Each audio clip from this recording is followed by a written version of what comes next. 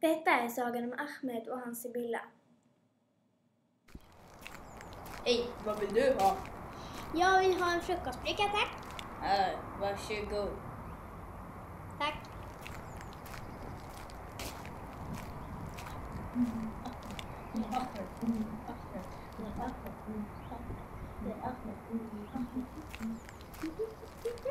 Hej, Nord! Vad gör du här? Ge mig mina korvar. Vänta lite, här är dina kort. Varsågod. Tack så mycket. Ni är faktiskt också levande varelser.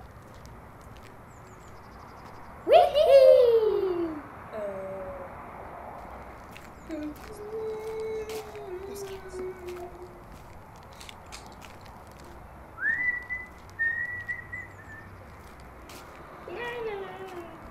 En kebab?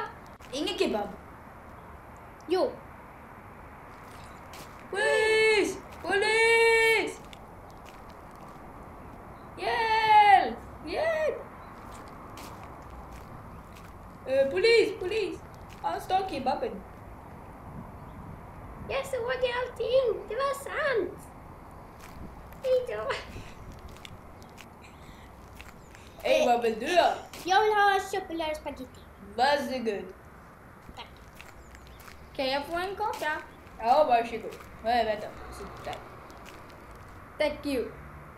Goodbye, mannen. Hej! Hej!